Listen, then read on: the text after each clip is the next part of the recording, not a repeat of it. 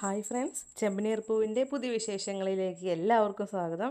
അങ്ങനെ ഭക്ഷണമൊക്കെ കഴിച്ച ശേഷം സച്ചി പറയുന്നുണ്ട് 2 പാക്ക് ചെയ്തു വെച്ചോ എന്നൊക്കെ. അങ്ങനെ പറഞ്ഞ് സച്ചി എഴുന്നേൽക്കുകയാണ് അവിടുന്ന്. ഈ സമയം ശ്രീകാന്ത് ചോദിക്കുകയാണ് അച്ഛന് ഇന്നലെ ലേബർ കോർട്ടിൽ പോകേണ്ടതെന്ന്. അപ്പോൾ അച്ഛൻ പറയുകയാണ് അതെ, ഇന്ന് കോർട്ടിൽ നല്ല വിധിയായിരിക്കും വരിക എന്ന് അച്ഛൻ പറഞ്ഞപ്പോൾ ശരി, ഞാനും കൂടെ കോർട്ടിലേക്ക് വരാം, സവാരി കഴിഞ്ഞ് ഞാൻ അങ്ങോട്ടേക്ക് എത്തിക്കോളാം എന്ന് സച്ചി പോകുമ്പോൾ പറയുന്നുണ്ട്. അപ്പോൾ സച്ചി അങ്ങനെ പോകുമ്പോൾ നിൽക്ക് നിൽക്ക്, ഈ പൂരി കൂടി എടുത്തുകൊണ്ട് പോകാൻ പറയുകയാണ് രേവതി. ശരി, ഞാൻ എടുത്തിട്ടുണ്ടെന്ന് പറഞ്ഞ് സച്ചി പുറത്തിറങ്ങുകയാണ് ചെയ്യുന്നത്. അങ്ങനെ സച്ചി ബൈക്ക് വെച്ച് സൂര്യയെ നോക്കി, എടാ വിശക്കുന്നുണ്ടെങ്കിൽ വല്ലതും എടുത്ത് കഴിക്കാൻ നോക്ക്, ABC ജ്യൂസ് കുടിച്ചാലേ നാളെ തന്നെ നീ ICUയിൽ അഡ്മിറ്റ് ആകേണ്ടി വരും, പോയി കഴിക്കടാ എന്ന് പറഞ്ഞുകൊണ്ട് സച്ചി പോവുകയാണ് ചെയ്യുന്നത്. എന്താ ആൻറ്റി ഇത്, ഇവൻ എപ്പോഴും നോക്കിയാലും ശ്രുതിയെ ഇൻസൾട്ട് ചെയ്യുകയാണല്ലോ ചെയ്യുന്നതെന്ന് ശ്രുതി ചോദിക്കുന്നുണ്ട്. അപ്പോൾ ചന്ദ്രമതി പറയാണ് വിട്ടേക്ക് മോളെ, അവനൊരു കോമാളിയാണ്, ഇങ്ങനെ കുറച്ച് നാളെ ഉണ്ടാകൂ. ആ രേവതി അവനെ വരുതിക്ക് നിർത്താനൊക്കെ നോക്കുന്നുണ്ട്, പക്ഷെ അവൻ്റെ സ്വഭാവം ഒരിക്കലും മാറാൻ പോകുന്നില്ലെന്ന് ചന്ദ്രമതി പറയാണ്. നീ വാ, നമുക്ക് എന്തെങ്കിലും കഴിക്കുക എന്ന് പറഞ്ഞ് ചന്ദ്രമതി അങ്ങനെ പോവുകയാണ്. രേവതി സച്ചിയുടെ പുറകെ പോയി ഗേറ്റ് വരെ ചെല്ലുന്നുണ്ട്. അപ്പോൾ സച്ചി ചോദിക്കുകയാണ് എന്തിനാ നീ എൻ്റെ പുറകെ വരുന്നതെന്ന്. നിങ്ങൾക്ക് വഴി കാണിച്ചു തരാൻ വന്നതാ എന്ന് രേവതി മറുപടി കൊടുക്കുന്നുണ്ട്. അപ്പോൾ സച്ചി പറയുകയാണ് അതെനിക്ക് അറിയില്ലേ എന്ന്. ഇങ്ങനെ പറയുമ്പോൾ രേവതി പറയുകയാണ് ഞാൻ ചുമ്മാ വന്നതാണെന്നേ, നിങ്ങൾ പൊയ്ക്കോ എന്ന് പറയുകയാണ് ചെയ്യുന്നത് രേവതി. അങ്ങനെ സച്ചി കാറിൽ കയറുമ്പോൾ രേവതി അവനെ കാണിച്ച് ബൈ പറയുകയാണ്. ഉടനെ സച്ചി കാറിൽ നിന്ന് ഇറങ്ങി വന്നിട്ട് എന്തിനാ എന്നെ വിളിച്ചതെന്ന് ചോദിക്കുന്നുണ്ട്. അപ്പോൾ രേവതി പറയുന്നുണ്ട് ഞാനതിന് നിങ്ങളെ വിളിച്ചില്ലല്ലോ എന്ന് രേവതി പറയുന്നുണ്ട്. അപ്പോൾ സച്ചി പിന്നെ ചോദിക്കുകയാണ് പിന്നെ എന്തിനാണ് എന്നെ നോക്കി കൈ കാണിച്ചതെന്ന് ചോദിക്കുകയാണ്. അപ്പോൾ അങ്ങനെ സച്ചി ചോദിക്കുമ്പോൾ പറയുകയാണ് രേവതി ഞാൻ ടാറ്റ കാണിച്ചതാ, അങ്ങനെ രേവതി പറഞ്ഞു കൊടുക്കുന്നുണ്ട്. എന്നിട്ട് പറയുകയാണ് സ്കൂളിൽ പോകുമ്പോൾ അമ്മമാർ കുട്ടികളോട് ടാറ്റ കാണിക്കാറുണ്ട്, ഞാനെന്താ സ്കൂൾ കുട്ടിയാണോ ടാറ്റ കാണിക്കാൻ എന്ന് ആ സമയം സച്ചി ചോദിക്കുകയാണ്. അപ്പോൾ രേവതി പറയുകയാണ് അല്ല, ഞാൻ വീടുകളിൽ പൂ കെട്ടി കൊടുക്കുമ്പോൾ അവിടെ പോകുമ്പോൾ കണ്ടിട്ടുണ്ട്, പുതിയതായി കല്യാണം കഴിച്ച ഭർത്താക്കന്മാർ ജോലിക്ക് പോകുമ്പോൾ ഇങ്ങനെ ടാറ്റ കാണിക്കുന്നത്, അത് ഞാനും കാണിച്ചതെന്ന് രേവതി പറയുകയാണ് സച്ചിയോട്. എന്നിട്ട് പറയുകയാണ് നിങ്ങളുടെ ഫോണിലൊരു ഫോട്ടോ എടുക്കാമോ എന്ന് രേവതി പറയുകയാണ്. ആരുടെയാ, നിൻ്റെയാണോ എന്ന് പറഞ്ഞുകൊണ്ട് സച്ചി ഫോൺ എടുക്കുകയാണ്. അപ്പോൾ രേവതി പറയുകയാണ് അല്ല, നമ്മുടെ ഫോട്ടോ എടുക്കാനാണെന്ന് പറയുകയാണ്. എന്നിട്ട് പറയുകയാണ് നിങ്ങളുടെ കൂടെ ഒരു സെൽഫി എടുക്കണമെന്ന് രേവതി പറയുകയാണ് സച്ചിയോട്. അപ്പോൾ സച്ചി ചോദിക്കുന്നുണ്ട് ഞാനെന്താ ഫിലിം സ്റ്റാർ ആണോ എന്ന്. അപ്പോൾ രേവതി പറയുകയാണ് എടുക്കണമെന്ന് തോന്നി അതുകൊണ്ടാണെന്ന്. അങ്ങനെ നമ്മൾ തമ്മിൽ ഒരുമിച്ച് ഇതുവരെ ഫോട്ടോ ഒന്നും എടുത്തിട്ടില്ലല്ലോ, ഫോട്ടോ എടുക്കുമെന്ന് രേവതി ആവശ്യപ്പെടുകയാണ്.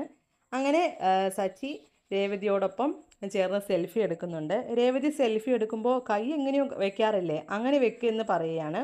അങ്ങനെ സച്ചി നിൽക്കുന്നു, ഫോട്ടോ എടുക്കുന്നു. ശേഷം എടുത്ത ഫോട്ടോസൊക്കെ നോക്കുകയാണ് രേവതി. എന്നിട്ട് ഫോട്ടോ നോക്കിയിട്ട് രേവതി പറയുകയാണ് ഫോട്ടോ നന്നായിട്ടുണ്ടെന്ന്. അങ്ങനെ സച്ചി പോയിട്ട് വരാം എന്ന് പറഞ്ഞ് യാത്രയാകുകയാണ്. പിന്നെ സച്ചി ഞാൻ അതെന്ന് പറഞ്ഞ് രേവതിയുടെ അടുത്തേക്ക് ചെല്ലുന്നുണ്ട്. എന്നിട്ട് ചോദിക്കുകയാണ് ഞാൻ പോകുന്ന വഴിയിൽ ഈ ഡ്രസ്സൊക്കെ പുറത്തേക്ക് തന്നെ ഇട്ടോട്ടെ എന്ന് ചോദിക്കുകയാണ് സച്ചി. അകത്ത് എല്ലാവരും കളിയാക്കിയത് കൊണ്ടാണോ എന്ന് രേവതി ചോദിക്കുകയാണ്. അപ്പോൾ അതല്ല, സവാരി ഇല്ലാത്ത സമയത്ത് വണ്ടിയിൽ AC ഇടാൻ പറ്റില്ലല്ലോ, അപ്പോൾ ഞാൻ വിയർത്ത് എന്തോ പോലെയാകും, അതുകൊണ്ടാണെന്ന് പറയുകയാണ് സച്ചി.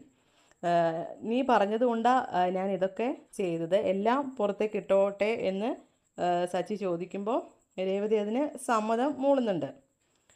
ശരി, ഞാൻ വരാം എന്ന് പറഞ്ഞ് സച്ചി കാറെടുത്ത് പോവുകയാണ്. മുകളിൽ നിന്ന് അച്ഛൻ ഇതെല്ലാം കണ്ട് ചിരിക്കുകയാണ്.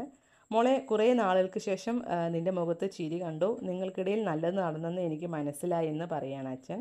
ഒരു അച്ഛൻ്റെ സ്ഥാനത്ത് നിന്നും ഞാനത് കണ്ടു മോളെ, നിൻ്റെ അമ്മയോടും അച്ഛമ്മയോടും ഫോൺ ചെയ്ത് ഈ കാര്യം പറയണം, അവർക്ക് സന്തോഷമാകുമെന്ന് പറഞ്ഞുകൊണ്ട് അച്ഛൻ കോർട്ടിലേക്ക് പോവുകയാണ്. ശ്രുതിയുടെ അമ്മ റോഡിലൂടെ നടന്നു പോകുമ്പോൾ തല ചുറ്റി വീഴുന്നുണ്ട്. സ്ത്രീകൾ വന്ന് അവർക്ക് വെള്ളമൊക്കെ കൊടുക്കുന്നുണ്ട്. സുഖമില്ലെന്ന് ശ്രുതിയെ അറിയിക്കാനായിട്ട് അമ്മ മൊബൈലിൽ വിളിക്കുകയാണ് ശ്രുതിയെ.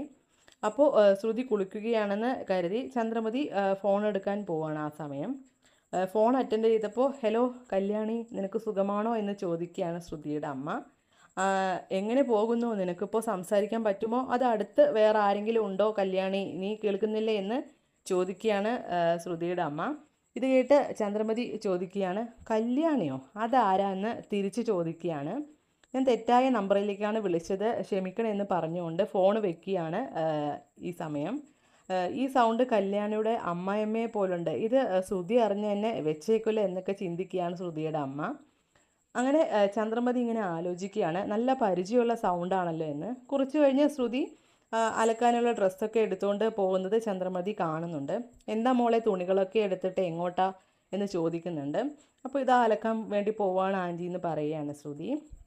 അപ്പോൾ അങ്ങനെ ശ്രുതി പറയുമ്പോൾ, വേണ്ട മോളെ നീ പണിയൊന്നും ചെയ്യണ്ട, അത് രേവതി അലക്കിക്കോളൂ എന്ന് പറയുകയാണ് ചന്ദ്രമതി. നിനക്ക് പാർലറിലൊക്കെ പോകേണ്ടതല്ലേ എന്ന് പറയുകയാണ്. അപ്പോൾ ശ്രുതി പറയുകയാണ്, വേണ്ട ഞാൻ അലക്കിക്കോളാം, അവൾക്ക് ഒരുപാട് ജോലി ഉണ്ടല്ലോ എന്ന് പറയുകയാണ് ശ്രുതി. അപ്പോൾ ചന്ദ്രമതി പറയുകയാണ്, അവൾക്ക് എന്താ ഇത്ര പണി, ചോറും കറിയും വെക്കുക മാത്രമല്ലേ, വൈകുന്നേരം ആയാൽ അവൾ ചുമ്മാ കിടന്ന് ഉറങ്ങിയല്ലേ, അങ്ങനെ വിട്ടാൽ അവൾക്ക് കൊഴുപ്പ് കൂടും, നീ അത് അവിടെ വെച്ചിട്ട് പോയിക്കോ, പിന്നെ ഈ പഴം ഞാൻ നിനക്ക് വേണ്ടി എടുത്തതാ, ഇത് കഴിച്ച് നീ പാർലറിലേക്ക് പൊയ്ക്കോ എന്ന് പറയുകയാണ് ചന്ദ്രമതി. അങ്ങനെ പറഞ്ഞപ്പോൾ ശ്രുതി തുണികളൊക്കെ അവിടെ കൊണ്ടുവയ്ക്കുകയാണ്. ശേഷം രേവതി ഒരു ബക്കറ്റ് എടുത്ത് റൂമിൽ നിന്നും വരുന്നുണ്ട്. അപ്പോൾ ചന്ദ്രമതി ചൂടായിട്ട് ചോദിക്കുകയാണ്, നീ ഇത്ര നേരം എന്താ ചെയ്തത്, വീട്ടിൽ നിറയെ പണി വെച്ചിട്ട് നീ ഉറങ്ങാൻ കിടന്നതാണോ എന്ന് ചോദിക്കുകയാണ്. അപ്പോൾ രേവതി പറയുകയാണ്, അല്ലമ്മേ അലക്കാൻ തുണി എടുത്തുകൊണ്ട് വന്നതാണെന്ന് പറയുകയാണ്. പെട്ടെന്ന് അലക്കിയിട്ട് വൈകുന്നേരത്തേക്കുള്ള ആഹാരം റെഡിയാക്കാൻ നോക്ക് പോ എന്ന് കൽപ്പിക്കുകയാണ് ചന്ദ്രമതി. ശരി അമ്മേ എന്ന് പറഞ്ഞുകൊണ്ട് അലക്കാൻ പോവാണ് രേവതി. ഈ സമയം ഒരു ആപ്പിൾ എടുത്തുകൊണ്ട് വരികയാണ് ശ്രുതി. എന്നിട്ട് ചന്ദ്രമതിയോട് പറയുകയാണ്, ആൻറ്റി ഇത് കഴിക്കുമെന്ന് പറയുകയാണ്. അപ്പോൾ ചന്ദ്രമതി ഉടനെ റിപ്ലൈ കൊടുക്കുകയാണ്, ഇല്ല മോളെ, വിശ്രമം ഇല്ലാതെ പണിയെടുക്കുന്നത് മോളല്ലേ, മോള് കഴിക്കുക എന്ന് പറയുകയാണ്. അങ്ങനെ ശ്രുതി അവിടെ ഇരുന്ന് ആപ്പിൾ കഴിക്കുകയാണ് ആൻറ്റിയുടെ അടുത്ത് ഇരുന്നിട്ട്, ചന്ദ്രമതിയുടെ അടുത്ത് ഇരുന്നിട്ട്. രേവതിയാണെങ്കിൽ ശ്രുതി കൊണ്ടുവന്ന് വെച്ച വസ്ത്രം തിരഞ്ഞെടുത്ത് അലക്കാൻ കൊണ്ടുപോകാൻ വേണ്ടി നോക്കുകയാണ്. അപ്പോൾ അതിൽ ശ്രുതിയുടെ ഇന്നേഴ്സൊക്കെ ഉണ്ടായിരുന്നു. അപ്പോൾ അത് കണ്ടിട്ട് രേവതി ആകെ വല്ലാതാകുന്നുണ്ട്. ശേഷം അത് എടുക്കാനൊക്കെ മടിയായിട്ട് ഒരു കോല് കൊണ്ട് എടുത്ത് പുറത്തേക്ക് വലിച്ചെറിയാണ് ചെയ്യുന്നത്.